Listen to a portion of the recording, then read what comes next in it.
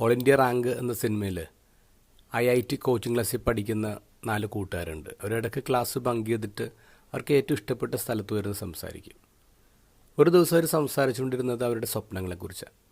കൂട്ടത്തിൽ 3 പേരുടെ സ്വപ്നം പറഞ്ഞു. പക്ഷേ വിവേക് അങ്ങനെ അധികം സംസാരിക്കാറില്ല, അവനിങ്ങനെ മിണ്ടായിരിക്കും. അപ്പോൾ അവർ പറഞ്ഞു, ഇല്ല നീയും പറയണം നിൻ്റെ സ്വപ്നത്തെക്കുറിച്ച്. അപ്പോൾ അവൻ പറഞ്ഞു, e⁻i⁻1 = 0. ഇത് മാത്സിലെ മോസ്റ്റ് എലഗൻറ്റ് ഇക്വേഷൻ എന്നാണ് അറിയപ്പെടുന്നത്. അതിൻ്റെ കാരണം ഇതിലൊരു ഇമാജിനറി നമ്പർ 2 യൂണിവേഴ്സൽ കോൺസ്റ്റൻസുമായിട്ട് എളുപ്പത്തിൽ യോജിപ്പിക്കാൻ പറ്റും. ഈ ഇക്വേഷൻ കണ്ടുപിടിച്ച ലിയോണാർഡ് ഊളർ പറയുന്നത് ഇങ്ങനെയാണ്: ഈ യൂണിവേഴ്സ് റാൻഡം അല്ല എന്ന് തെളിയിക്കാനുള്ളൊരു പ്രൂഫാണിത്.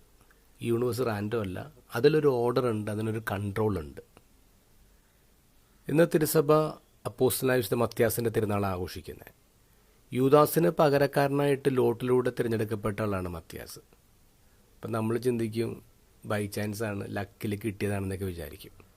പക്ഷേ ഇന്നത്തെ ഗോസ്പലുമായിട്ട് ഇങ്ങനെ ബന്ധപ്പെടുത്തി ചിന്തിക്കണം. ഈശോ പറയുന്നു, നിങ്ങൾ എന്നെ തിരഞ്ഞെടുക്കുകയല്ല, ഞാൻ നിങ്ങളെ തിരഞ്ഞെടുക്കുകയാണ് ചെയ്തത്. എന്ന് പറഞ്ഞാൽ ഈ യൂണിവേഴ്സിലൊന്നും ബൈ ചാൻസ് അല്ല, റാൻഡം അല്ല. It is divinely appointed. ഇത് ദൈവത്തിൻ്റെ തിരഞ്ഞെടുപ്പാണ്.